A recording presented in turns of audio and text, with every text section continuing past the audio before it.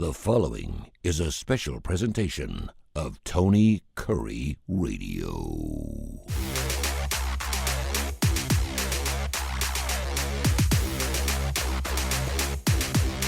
Welcome back to the K4Wins. Case Keeper in the top left-hand corner, the chief editor of the Las Vegas Sun. Right below him is Kai Gregory. He's been doing sports handicapping for nearly 4 decades. Kip Keefer, the executive director of Birmingham Racecourse Casino, right below me. And of course, I'm Tony Kurre, done ESPN, sports radio, some rock and roll stuff the last 40 years of all. Together, we are the 4K brothers, the K4 brothers, depending on how you look at it. And we handicap games. We go on every Tuesday and Friday at 10 o'clock Central Time. On a huge day today. The World Series could be over tonight, guys. We'll get into that. It is Nevada Day. What does that mean for Case Keeper? We'll talk about that in just a few seconds. And also, we had some interesting emails that popped in at info@tonykurreradio.net about our top 10 list. They loved it. We did a top 10 teams, which I thought was really, really good, is to find out just not in any particular order, but what our top 10 college football teams on Tuesday. And has that changed at all over the last 3 days? Obviously, it should not, because we haven't played any college football despite a couple of games during the week, but we'll get into it. Everyone doing good this morning? How's everybody doing? Up and running. Fantastic. Kai, how are our numbers so far this week? Not too shabby. Still on the winning side. Daily, weekly, monthly, yearly. So good positive things there. Before we get too far, I just want to know, because we talked about it, because we just started in this college football. Did anybody else see the freaking incredible performance by McCown, quarterback for UTSA, yesterday? 31 of 33. Yeah, that's pretty good. 369 yards, 4 touchdowns. Yeah, and I still felt, I didn't watch the game, but I try to look at every box score afterwards. It still seemed like Tulane's offense was right with them, and they turned the ball over 4 times. Yep. So just makes the AAC race even crazier. I mean, I love those uniforms, man. I love the runners, and I love the birds on top. And of course, their head coach is a guy that I love.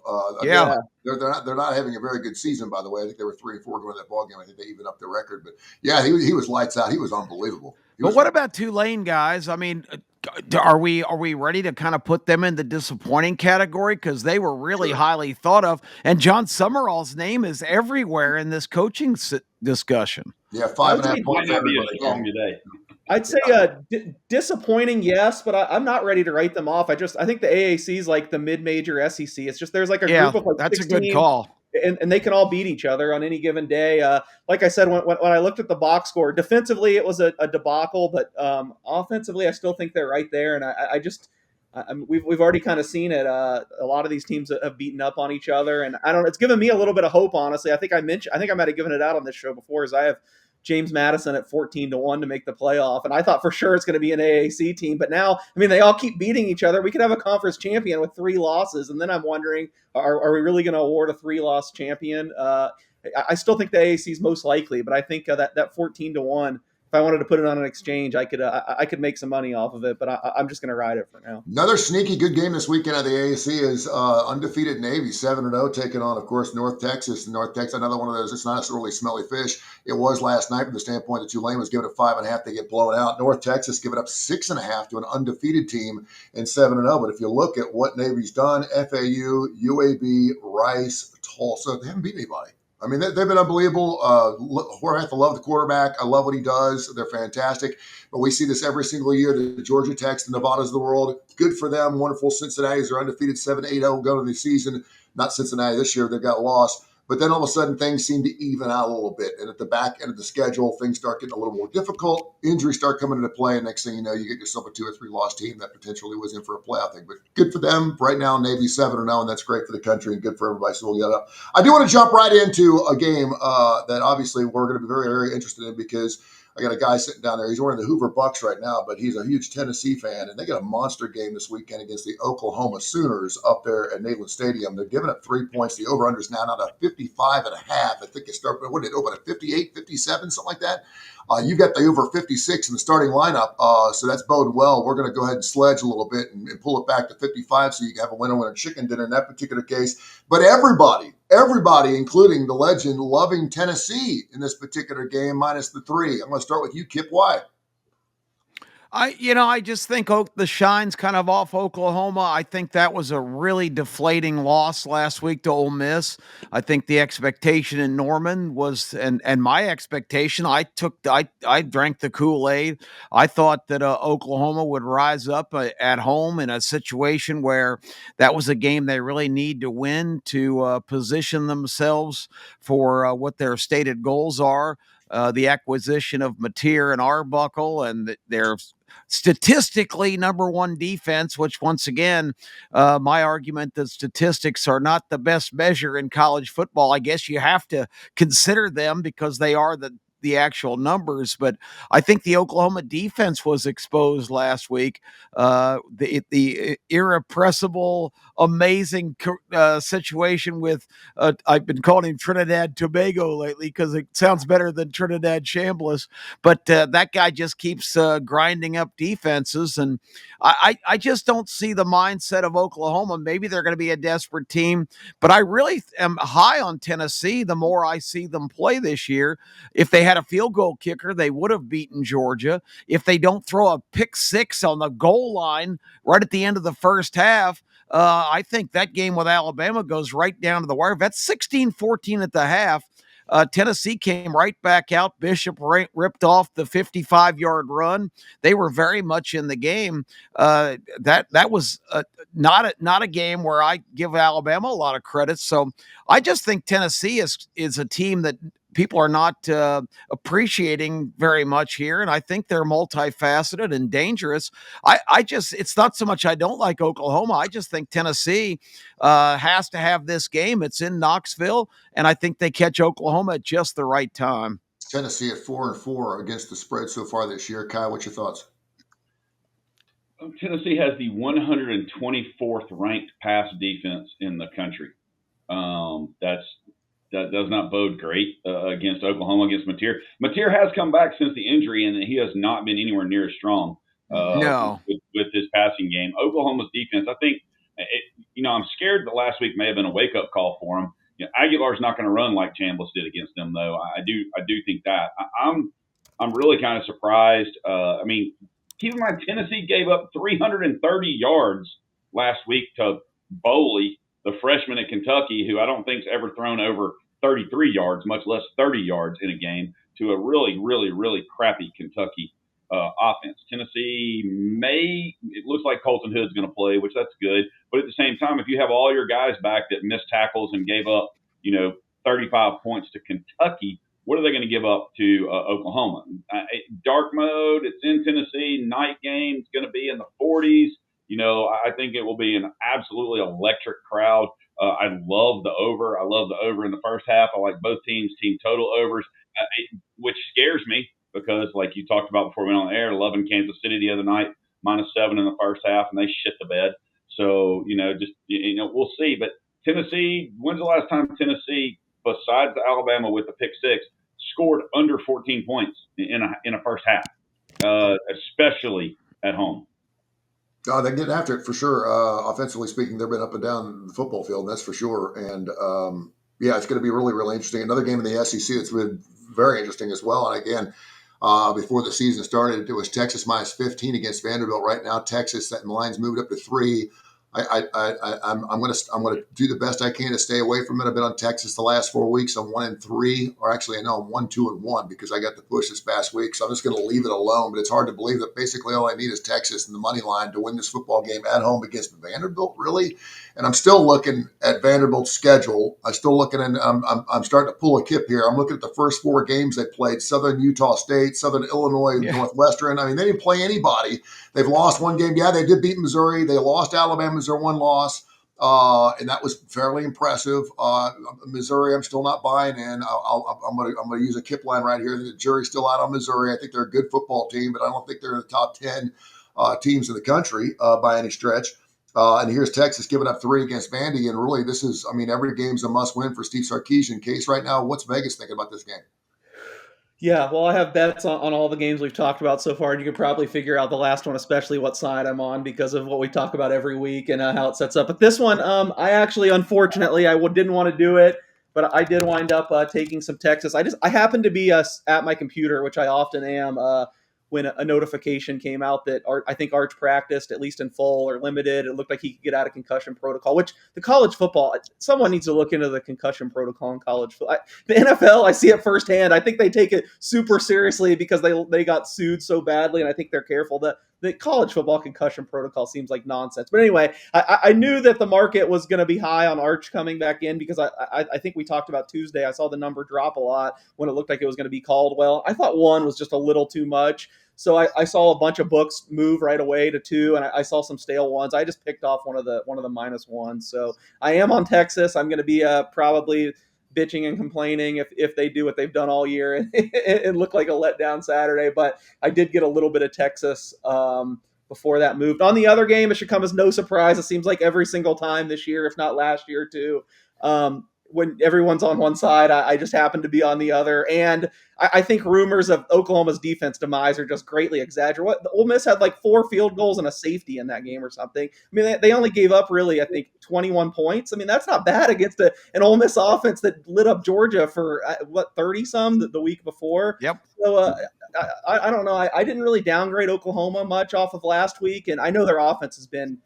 really dreadful. I agree with Kai, especially since Mateer got hurt. But going against Tennessee's defense has kind of gotten every offense right. So I fired on Oklahoma plus 3.5 early in the week. Now in Vegas, it's a lot of 2.5s. I don't think I'd go to 2.5s, but if you could still get a 3, Oklahoma would be the side for me in that game.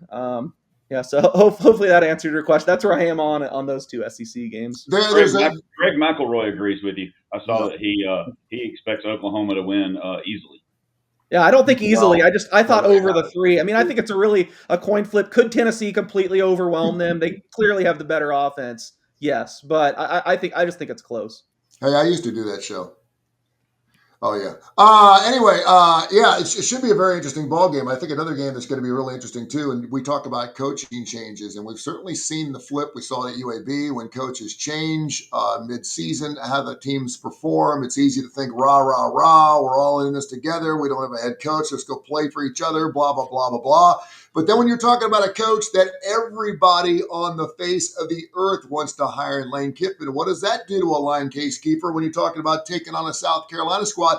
What does Lane got to do this weekend? I mean, if he comes out and lays a dud, ends up winning by 3, are we poo-pooing on him a little bit, or is it just what it is? Yeah, that's interesting. I never really know how to factor that in because I feel like it's something we do in hindsight where, like, if Ole Miss loses this week, there's no doubt everyone will be saying, oh, Lane was trying to get his next job. The team was distracted. But, I mean, you could have said that all last week, and look what they did. Look what they did last week. I mean, that was maybe their best performance of the year. Must win last week, too. They took care of business. So I never really know how to factor that in. I get that it's a fun thing to talk about, and there's so much content. We got to fill it somehow, but it's not something I really factor in. Although I will say it doesn't apply now, but part of the reason I didn't like Ole Miss last week is there is a track record of these Lane Kiffin teams. Once they get one loss and get knocked down, they usually don't respond. That is amazing too, by the way. I'm glad you brought that up because it is incredible. If you look back there, it does seem like when he loses one game, they kind of fall apart a little bit, don't they? Yeah, but maybe this year is different because, like I said, even though I don't think they beat Oklahoma maybe as much as people are saying, I do think it was very impressive to go there and win that game. So it's pretty crazy because this is not his. I don't think this is more talented than probably the last 2 years' teams.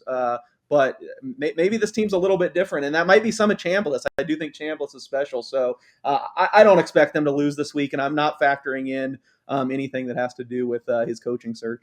Kip, one of those schools that is looking for a coach, that's the Florida Gators. They're catching 7 against the Georgia Bulldogs, a team that just keeps being Georgia. They keep winning games. The defense is not what they think they have. By the second half, man, they're playing some wonderful football.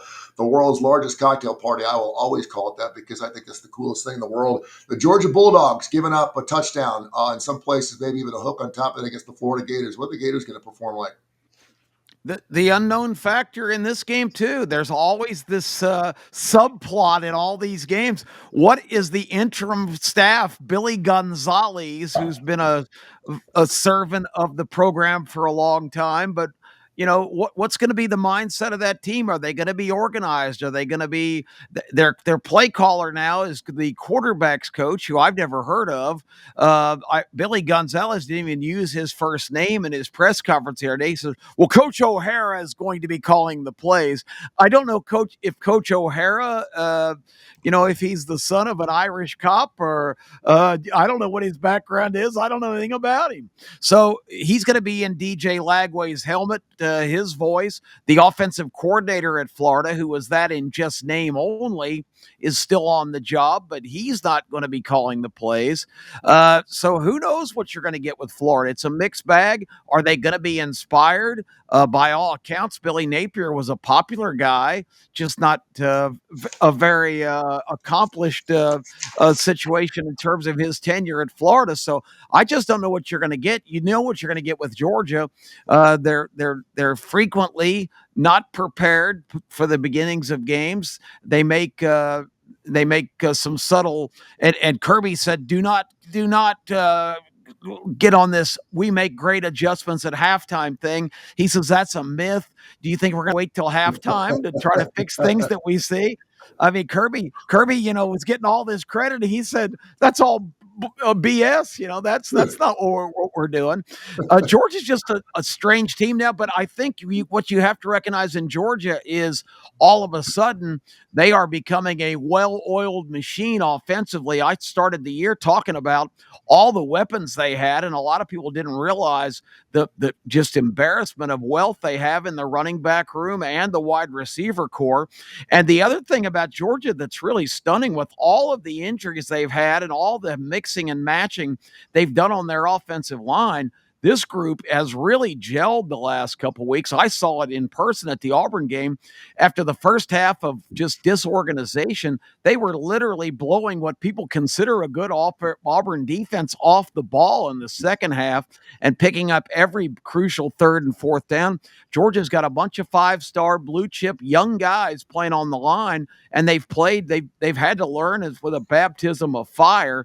And I think that's a real strength on this team now. So all of a sudden, after all these years of Georgia's got this great defense and they just got to do enough offensively, it's a different kind of team now. The defense is a little bit questionable, but the offense under Gunnar Stockton, who a lot of people were quick to sell out, including the premier spokesperson in all of college football, who hosts the afternoon show on the SEC network, really kind of downplaying Gunnar Stockton. I think he's proven a lot of people wrong. Georgia Bulldogs only losing one game so far this year, and of course that being the Alabama Crimson Tide. Worthless Tony Curry information or trivia. To tie the game and didn't do it. That's right, they sure didn't.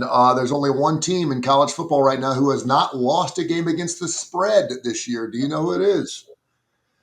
I feel like I should know that, but I do that not. would be the Ohio State Buckeyes, who are 6-0-1 this year. Everyone else has lost at least one game against the spread. The Buckeyes are thoroughly getting it done, 6-0-1. With that monster schedule, that's a shocking. It really is. And to think, quite frankly, that with that schedule, because you need to be blowing some teams out. Obviously, they're getting that done. And they are expected to blow out another team that's looking for a coach in Penn State this weekend. I want to say this line was somewhere around 7, 8.5, maybe about 3 or 4 weeks ago. And Penn State is just falling off the face of the earth.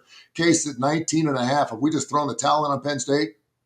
Well, I want to say, I know Kip was mocking us, but I completely agree. I'm shocked they're undefeated against the spread. I mean, you even look at those monster Alabama teams at the end with Nick Saban. They were laying similar lines, and they had a losing record against the spread like every year. So that kind of surprises me that they have covered all those big numbers. This number I think was below 7 coming into the year. I mean, it was a lot of places because it was a game of the year. Like 4.5 was what came out this summer. Yeah, I thought it'd be something like that. Yeah. So now you're getting almost 21.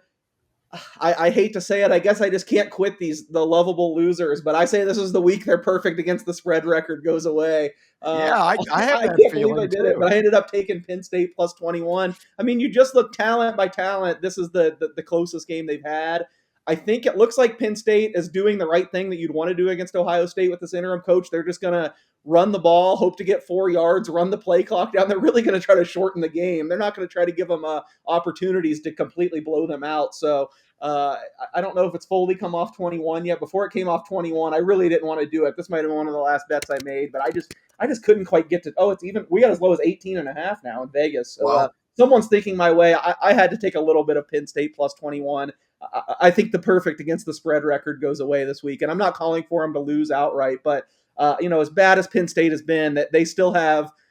I think if you took a poll of coaches and said, you drafted teams who has the most talent, I mean, Penn State's probably still in the top 10, despite how terrible they've looked. So maybe I'm crazy and Ohio State blows them out, but I think this will just be a low scoring game where Ohio State doesn't just completely destroy them. I have to ask you guys a question. I want you to go on the horn. Please don't nod your head. Wait till I'm done talking before you start nodding your head and put thumbs up, thumbs down, because it throws me off. The UAB Blazers are catching 11.5 or 12 against UConn. I had a remarkable podcast with Mark Ingram yesterday. Obviously, very, very happy because when they're winning, he's actually saving his own ass. And I called him out yesterday. First, I asked him if Bill Belichick was available to hire. Would you hire him? He said, absolutely not, which I was very, very happy to hear because UAB, I think, would do anything just to get the notoriety and the novelty of having something like that in their backyard. But he really believes, as an AD and a guy who played at Tennessee, that the switch has been thrown here, and all of a sudden UAB is not a bad football team. They've just been playing very bad football. And he saw something in them this past week that is totally different. We're right here in their backyard. I love playing their numbers. I've been playing their overs all year long. Now all of a sudden their defense is playing better. He thinks they can go to a bowl game. And if they win this weekend, they're 4-4. Just, I don't want to spend a lot of time on this, but as a UAB guy, what do you guys think? I've never seen a team throw a switch halfway through the season just because they made a coaching change, or have we seen that happen? I feel like we've seen it happen. I just don't know. I get being excited. I mean, that was a great win. I want to see it for more than one game before I before I declare them completely back. And they definitely could be. I just called up the schedule really quick. They still have North Texas and South Florida. Both are home games. Rice. They got Rice. Yeah, at Rice. So I don't have a bet on this week's game. I don't really know what to make of them. What's their record right now? They've won one. They're 3-4. Okay, so they got to win 3 of these last 5. Mm-hmm. I mean, this one looms pretty large, and they're what, an 11-point dog. So I think they really need to win this week at UConn. It's at 11 o'clock in the morning game up at East Hartford, which is not. It could be kind of a shady kind of game. Any other thoughts on you guys? Because I hadn't talked about it yesterday. We had Alex Mortensen in the studio for our show, and he's a super nice guy and great guy. My son said something. He goes, I'm going to watch the show. He goes, it was fantastic. He watches the starting lineup every week, and he goes, that coach is weird. And I said, what do you mean? He goes, he's a weird looking dude. And I said, I hadn't really noticed when you sat down. I said, but yeah, he does not look, he's not very coach-like. I said, he's kind of tall, lanky kind of guy. Maybe it's because we just hadn't seen his face that we're not used to his intricacies, if you will. But I said, he was well polished. He spoke like he was a coach for 12 years. So he did a nice job. All right. I want to go around the horn. Let's start with Kip Kiefer. You've had 3 or 4 days since our first show on Tuesday. How you changed your mind? I know sometimes we come out here, and I love, Kai's great at this. He'll come out on Tuesday, and he's all over a football team, and it is totally switched by Thursday or Friday, which I love. It's Halloween, so let's get after it. It's the last day of October. I cannot believe it. Kip, we'll start with you. Some games that you are loving this weekend in college football. Well, you guys know I'm a big home dog guy. I like home teams that I think are half decent when they get inflated lines at home. So I'm probably going to get some blowback on this, but because I don't really like this team or its coach. But SMU 12.5 at home against Miami. I think Miami's still kind of in that zone right now where they're kind of readjusting what we saw earlier in the year. They have not been as impressive lately. I'm not giving them any stock on the Stanford game, which was, I think, 7-7 late in the second quarter. So I just have the feeling SMU will show up at home and play a decent game. I don't think they'll beat Miami, but I sure as hell wouldn't cough up 12.5 points. Same kind of premise. I know the Indiana fever is running rampant. They go to Maryland. Maryland is not a good team. They're another one of the bottom feeders in the Big Ten, but they have had some half-decent performances at home. They're getting 21.5. I just think Indiana fever is way out of control. Maybe I'm wrong. Maybe at the end of the year, I'm going to have to say, yeah, I guess all of you guys were right, and Indiana's the real deal, but I'm still not buying it. I'm not going to give 3 touchdowns to Indiana. I'll take Maryland there. I like Case said earlier in the year, and I think he's absolutely right. Stanford is an absolute joke of a team. Pittsburgh has quietly had a really good season. The Pittsburgh Panthers in the ACC are a force, and they've got some really meaningful games coming up.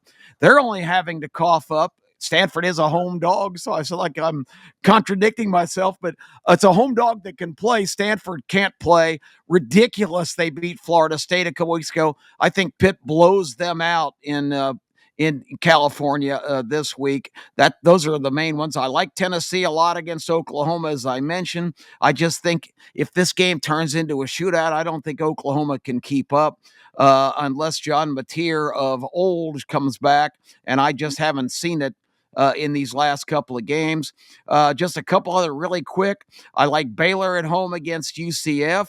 I think Kansas State has a chance to shock the world and disrupt Texas Tech a little bit more after their loss to Arizona State a couple of weeks ago.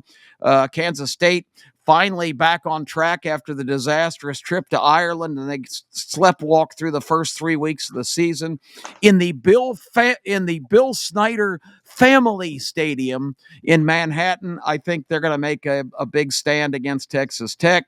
I like Arkansas to get the first Bobby Petrino win. I'm just not a Mississippi State believer. That line is pretty short, 4.5. The only reason Arkansas didn't beat Auburn, they turned the ball over 4 times. Count them 4 times in 1 quarter. When's the last time you've seen a team do that? If it was Hoover Middle School, they probably could have won that game if you get 4 complete gifts in the last quarter of a game. So I really like Arkansas to beat Mississippi State in this game. And the one I want you guys to talk about real quick, game day is in Salt Lake City for Utah-Cincinnati. Utah, to me, has been extremely unimpressive this year. Their big matchup against BYU, they did not come through. Cincinnati's been rolling right along. How is Cincinnati, with the roll they're on, a 10.5-point underdog at Utah? I don't understand that one. They're actually ranked higher than Utah as well. They're 17th. Utah is 24th. And by the way, Cincinnati 5-2 against the spread. They're 7-1 straight up, 4-3 over under. You also have the Utah Utes case at also 5-2 against the spread. 2 teams that have been outperforming themselves. And Cincinnati, I had them this past week. I've been kind of going off and on against them. I hate Cincinnati because I went to Xavier, but Xavier doesn't have a football team, so I might as well root for a home team. But the Bearcats have been playing pretty well. Yeah, I was on the opposite side of you last week, and you won. It's funny. I think I agreed with all Kip's picks until the last one. And maybe not at the current price, but I loved Utah at open. It's one of my bigger bets of the week. I laid 7 with Utah. But is that line? I mean, I would have expected that to be maybe like 6 at most, but 10.5. That's amazing. I made it 10 exactly. So really, okay. Well, yeah. Like I said, I slammed Utah -7. They have their quarterback coming back this week. They played a backup last week at the last minute, and they were up 40-7 at half. Or was it 40-0 at halftime? Yeah. Colorado last week with a backup quarterback. I'm just pretty skeptical of Cincinnati, and yes, they have had a good year. I think they've won a lot of close games, though, which is funny because that one game I think everyone was watching against Nebraska that they lost when they probably should have deserved to win. That Sorsby threw that interception at the end of the game. Sorsby's not a guy I fully trust. I like Dampier way better, and just defensively, I haven't been all that impressed. They're getting all this publicity for their defense and how good their defense is. I don't think it's one of the better defenses in the Big 12. I think Rice Eccles one of the bigger home field advantages. But again, I would not be betting it now, especially at 10.5. Some places at 10.5. I mean, technically, I have value on Cincinnati there. Maybe I should try to middle it, but I'm not going to do that. I'll just ride with Utah -7. I agree. Pretty crazy move, and maybe it's just based off of one game. But I do think, I mean, Colorado had kind of been trending up. I think they had covered 4 straight weeks. It looked pretty good. And Utah, that had been one of the best performances in the country last week. They waxed them because it was late. So Utah -7 for me. Yeah, Cincinnati hasn't lost since August 28th. I didn't realize they had rolled off 7 in a row. They beat Bowling Green, Northwestern State, Kansas by 3, Iowa State by 8, UCF by 9. And then Oklahoma State by 32 and 21 by Baylor. So they have gotten better as far as in point spread wins over the last couple of weeks. But lights out, pretty good stuff. All right, Case, let's stay with you. You've already given us a couple of games you like there, and you're kind of going on the Ute side. What are some other games that are jumping out at you here as we get ready for Week 10? Yeah, well, it's right next to it in my sheet. I was just looking at the spot. I'm surprised this one hasn't moved with me. I already gave it out on Tuesday, but I guess I'm just going to keep betting it till I get burned. I've been betting on Notre Dame every week since the Arkansas game. I think you haven't seen anyone do what they did to Arkansas. I know it was Pittman's last game, but I don't. Oh, that was man. really just eye-opening to me. And I think Boston College is just horrendous. They lost their quarterback, a month ago now, Dylan Lonergan, who looked good early in the year. So I still can't believe there's 28s out there for Notre Dame. I know 28's super high to lay on the road, but it's something I bet right away. Maybe I've stretched it too far, a week too far, because every other week I've bet Notre Dame early and it's closed like 5 points higher. This week it doesn't seem like anyone's with me, but I think. Okay, good. I think style points matter for Notre Dame too right now, just in case a lot of these teams have 2 losses if it's a conversation at the end of the playoff. So I think this time of the season, you can correct me wrong. I think this time of the season, I start looking at defenses more than I look at offenses, just from the standpoint of, listen, if this team can only put up 13 or 14, then I just do the math. And right now, Boston College has given up 44.5 points per ball game their last 4 games. Cincinnati, or not Cincinnati, they should put up, Notre Dame should put up no problem. They should put up 45 at least. And if they can do that and hold them to 17, there's your victory. There's at least your push. And I don't see Boston College. Notre Dame's got a great defense. Continue. Yeah, so I think I talked about Notre Dame and Nebraska on Tuesday. I don't want to just talk about the exact same game from school and see if I can get anything else. How about 2 teams no one will want to back after last week? I just talked about how Colorado got completely destroyed. This week they're hosting Arizona as high as a 5-point underdog. I don't think there's that big of a difference between these 2 teams. I think, like I said, Colorado had been trending up since they finally settled on a quarterback and not juggling 3 with Caden Salter, the former Liberty guy who did big things at Liberty 2 years ago.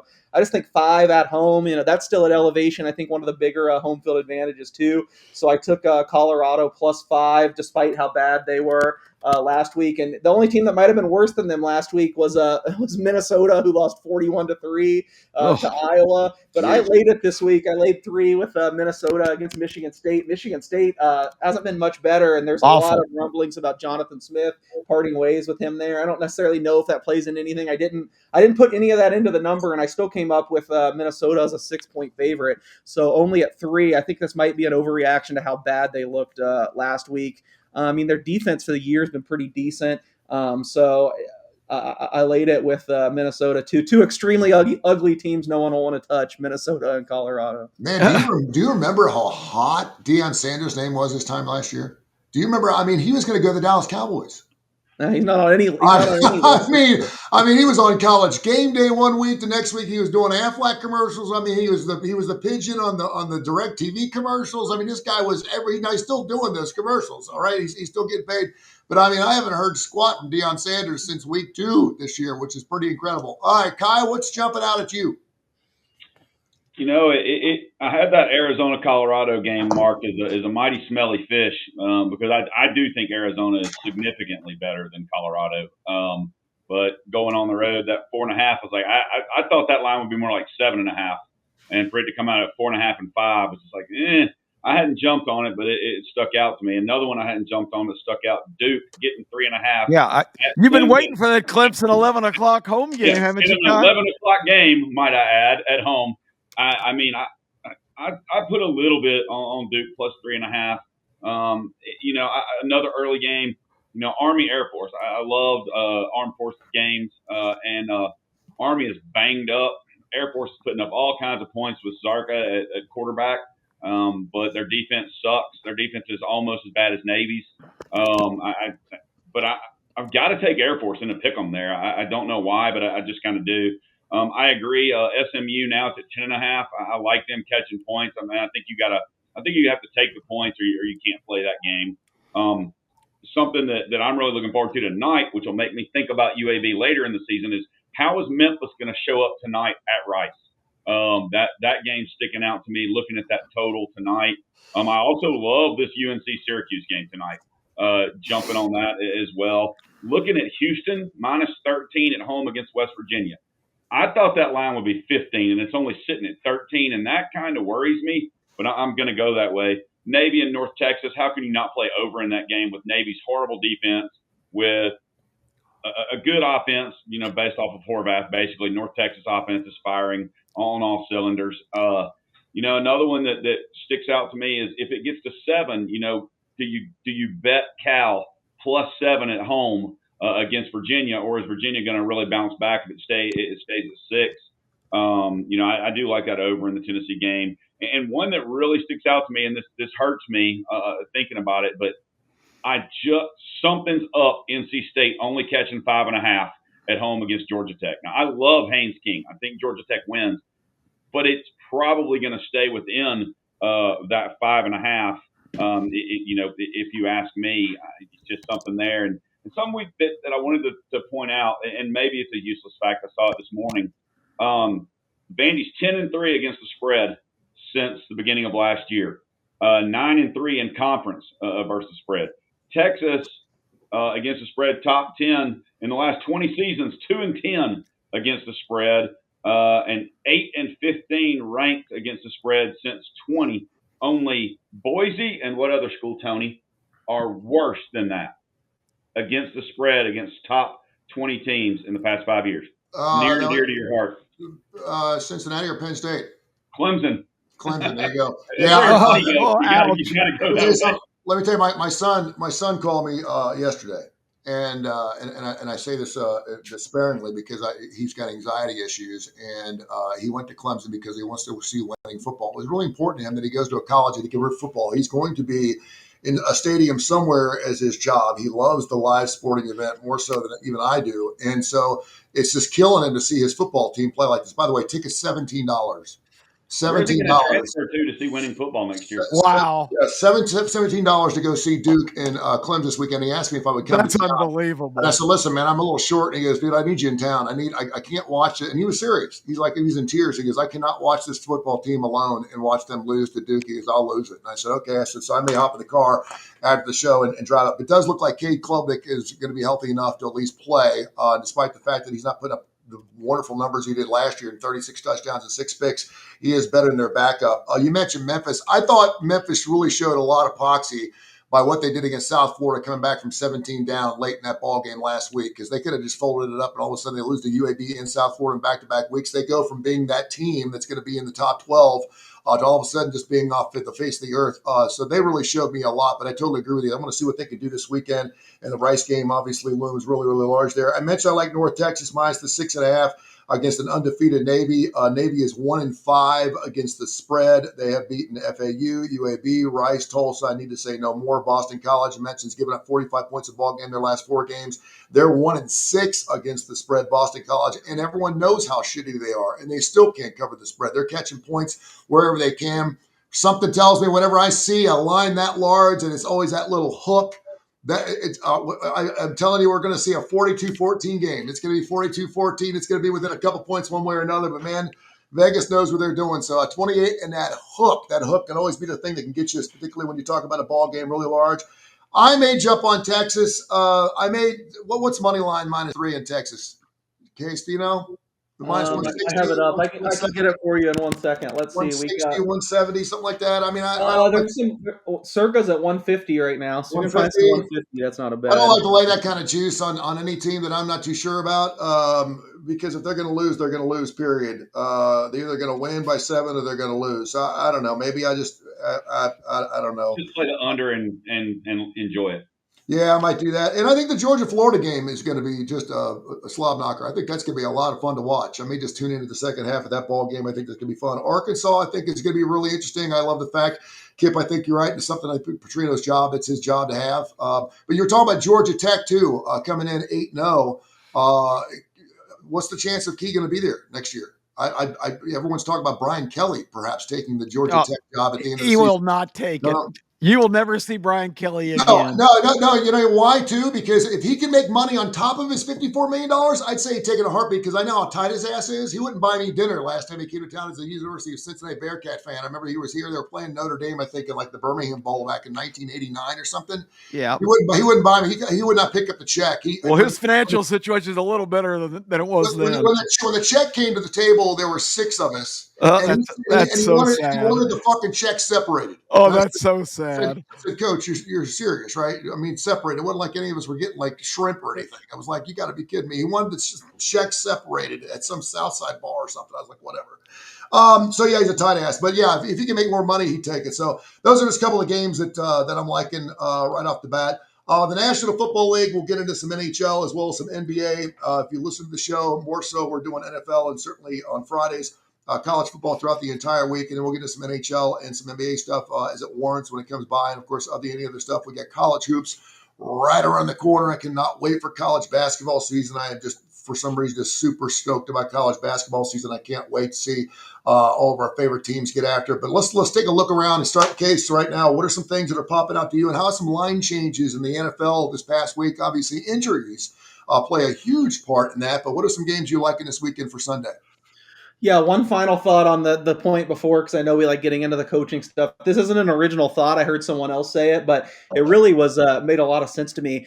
I don't know if I'd be rushing to Brent Key, because are we sure he's the coach to get off that staff? I know around college football, a lot of people think it might be Buster Faulkner. I don't know why the coordinators aren't getting into more of these searches. I kind of feel I love Dan Lanning, my favorite coach. That's who I hire. But the more I think about it, like, are we sure that we shouldn't be talking about Will Stein a little bit? I mean, he's totally transformed. Yeah. Bo Nix and Dante Moore both look like different guys in his offense, and he's done different things with. Would you take Lanning over Kiffin right now? Would you take? I love Dan. I love Dan Lanning more than anything in life. I think he's fantastic. Lanning over who? Over Kiffin. Oh, yeah, I'd take Lanning, but I'd like to see a lot of these times we get super high on coaches and then they get through the second cycle of coordinators and they're not the same. So I think like Faulkner and Stein probably aren't getting enough love in this cycle. Yeah, I know you wanted to move on to the NFL, man. It's just every game's been the favorites have just been covering like crazy the last couple weeks. I mean, anecdotally, it kind of feels like. At some point, underdogs are going to start winning some games. We go through these waves. 22-6 last 2 weeks. Favorites. Unbelievable. Yeah, it just seems like every game. I mean, we saw it again last night with Baltimore. Luckily, I was on Baltimore. I mean, it's like 4 straight years the Ravens have been the best team. I know they haven't won the Super Bowl, they haven't gotten in the playoffs, but when they have their guys healthy, I really think they're a cut above everyone. And they hadn't had Lamar and Humphrey and Roquan Smith and all these guys on the field together since week 1 until last night. So that's kind of a bigger picture. Yeah, no huge movement that I'm seeing that really jumps off the page. I mean, the Chiefs-Bills line, I guess, depending on how far back you go. I mean, it was only a month ago we were crowning the Bills as this is the year they're going to break through and win the Super Bowl. They probably would have been like. Well, good thing they go through their schedule, and I heard something really interesting yesterday. They haven't beaten anybody. The Bills really have not beaten anybody this year. I think their 4 or 5 victories are all against. Well, the Ravens at full strength opening night. You got to give them credit for that. No, I'll give them credit for that. But I think the other 4 games, I think the cumulative record was 8-28. I think. You're right about that. They certainly have done against Baltimore, but yeah, the other 4 games. So I think a lot of people are kind of hedging towards Kansas City. Who, by the way, is looking really good again. Yeah, so I just think that's the clear standout game.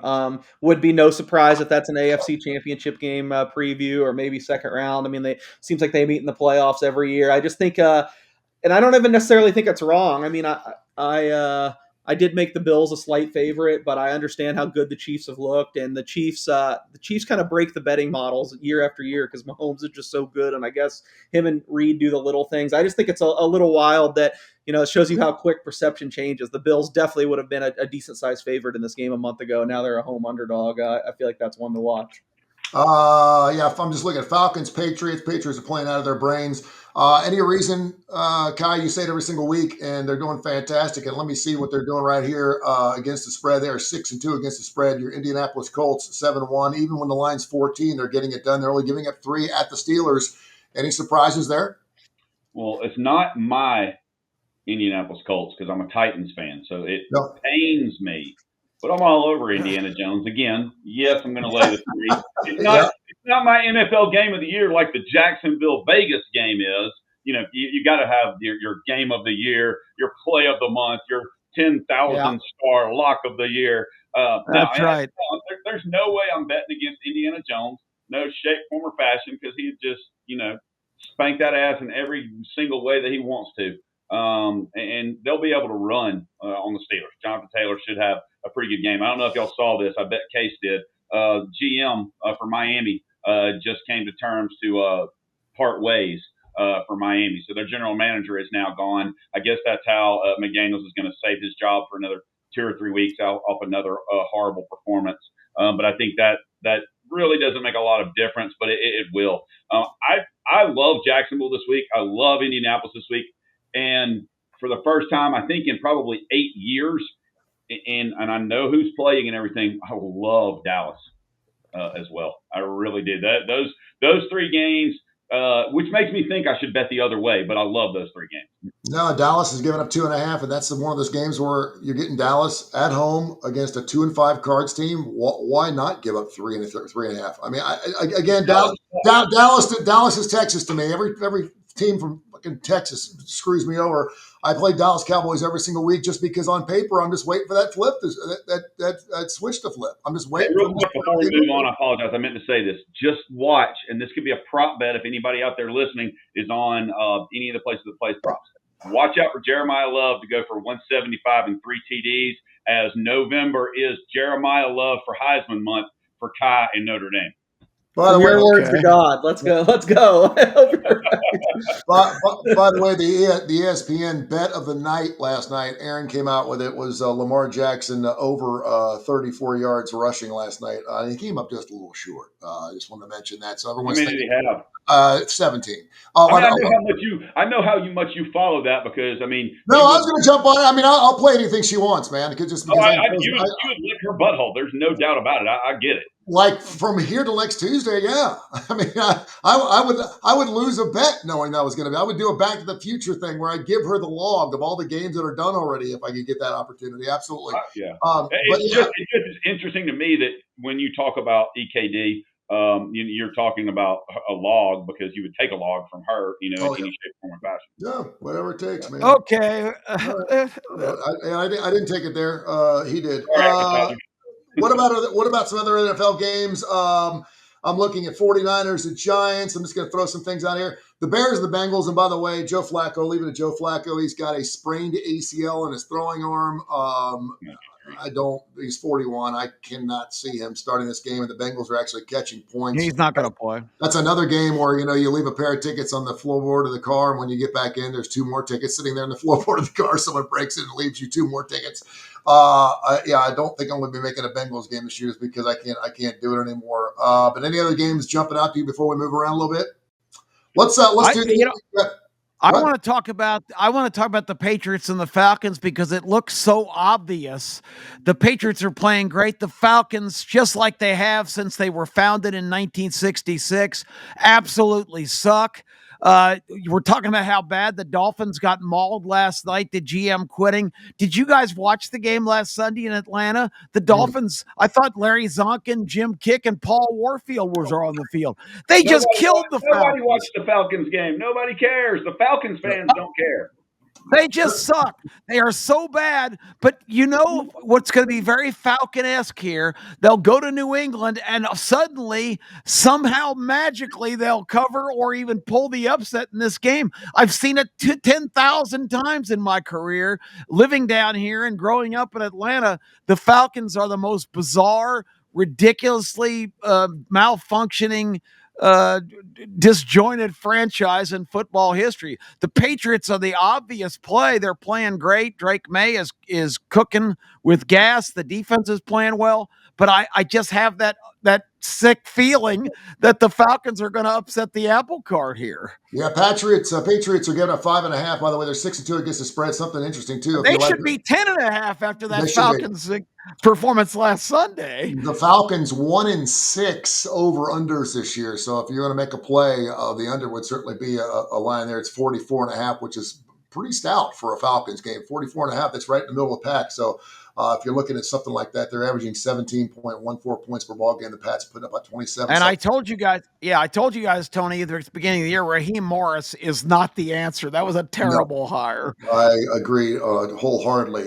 Major League Baseball, for some people are going to be listening to the show and they're watching it right now live on the Tony Kurre Radio Network. You're watching it on our YouTube channel. Special thanks, of course, to the Coastal Digital Network. We're working to get on VSiN as well. We got all kinds of different things we're working for the show. It's going to be huge. It's already huge. But we thank everyone who listens and watches, and we're doing the live show. A lot of people want to see, wow, should I have taken those Toronto Blues? Certainly plus the 2.5 games, or I guess plus the 1.5 games it was. What was he, over 5.5 in this thing? That thing's flying over. Toronto's look fantastic, and LA cannot find their bats. Can they force a Game 7 tonight, Case?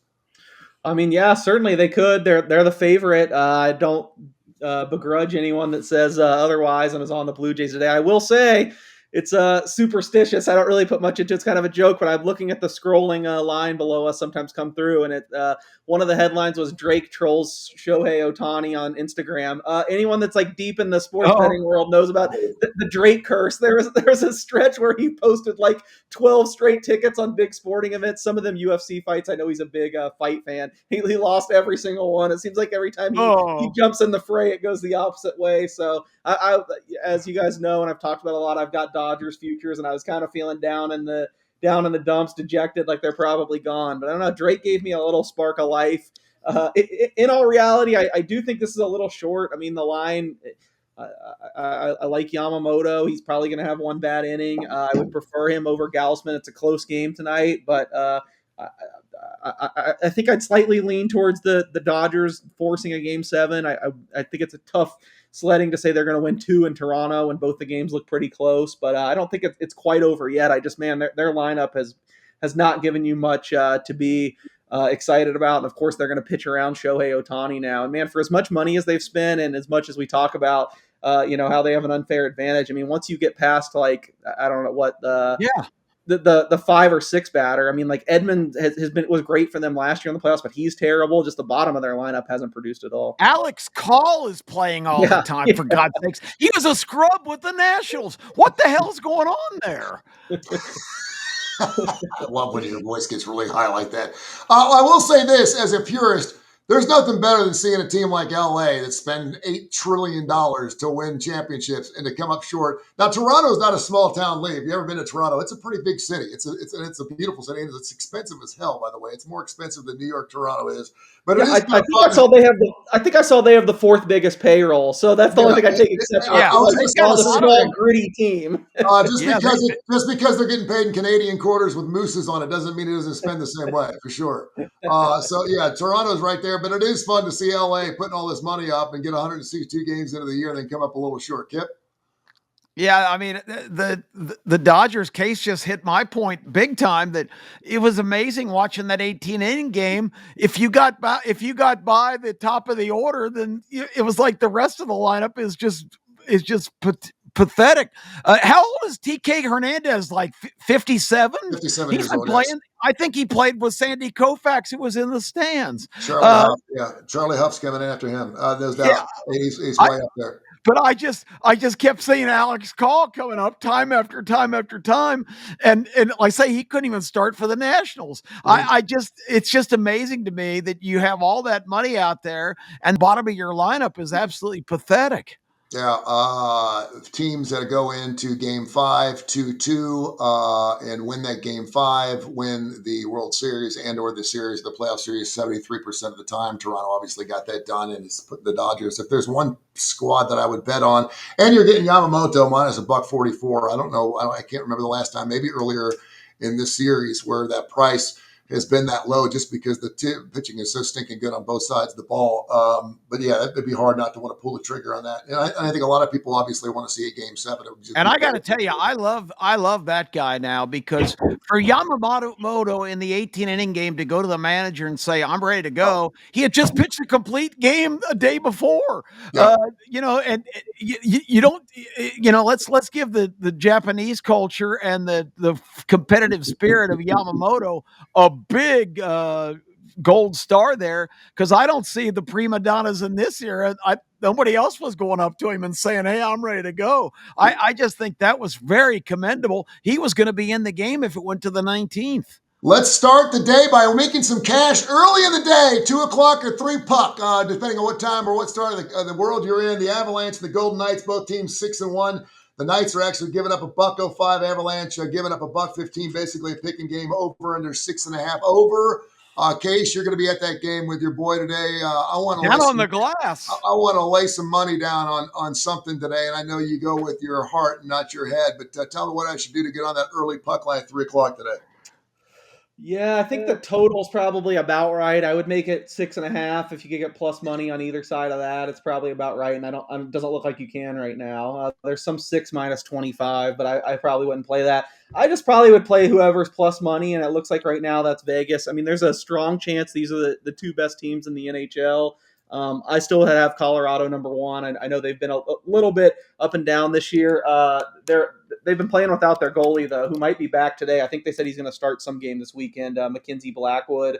Trying to see if there's been a confirmation yet. But so unfortunately, this is the big game of the day, and I know it's the one everyone's going to want to bet on because it's early, but I don't see any huge edge here. I would just have to lean towards whatever one's plus money. Although I will say I feel like if Blackwood gets confirmed in, you're going to get a better price on the Golden Knights because they don't have a goalie right now either. Aiden Hill's hurt. They're going to have to start probably Akira Schmid, who's been okay, but yeah, so the concerns both ways. I just take the plus money either way on the side. I wish we just do this show so early Pacific time. I'm going to work on my goal stuff right after this. I wish I could give out a goal score, but I haven't really looked at it. And I don't want to just throw it off the top of my head. That's not my style. But yeah, just take the plus money. Whoever ends up the underdog, probably. College basketball. Go ahead. I was just going to add, King Kiefer's winning streak was ended on opening night. He had won 4 in a row being in attendance at Golden Knights game, but the Golden Knights lost in a shootout on opening night when we were there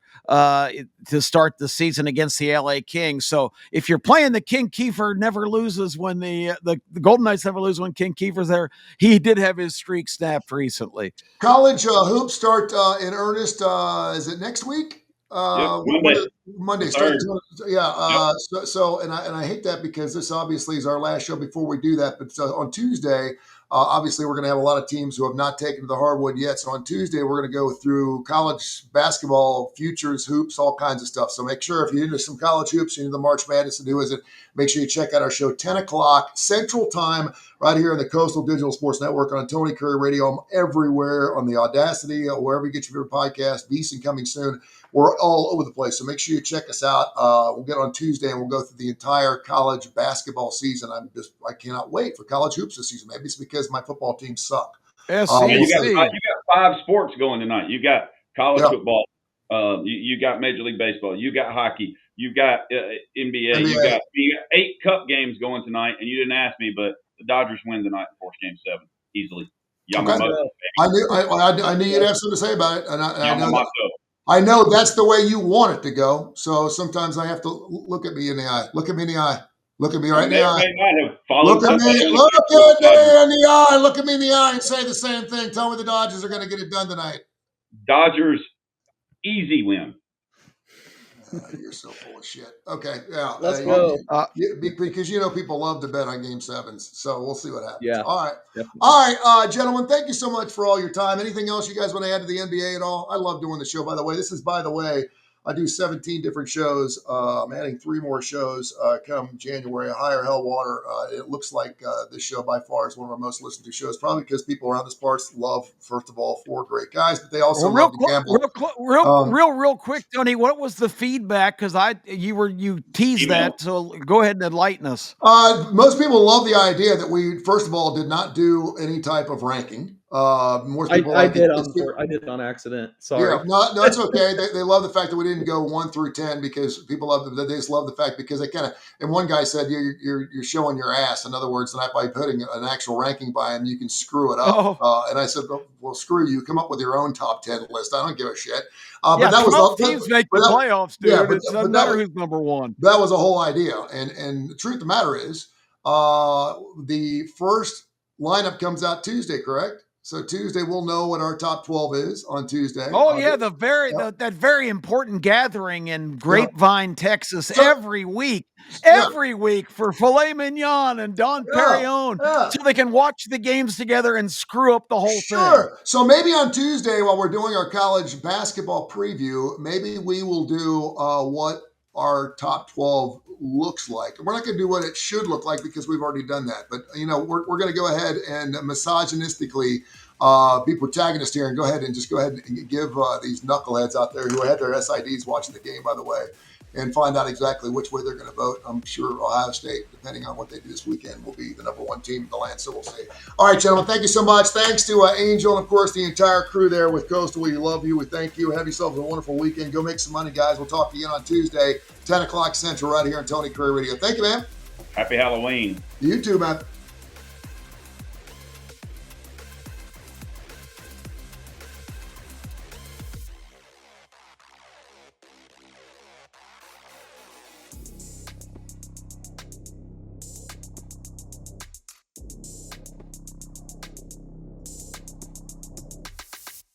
This has been a special presentation of Tony Kurre Radio.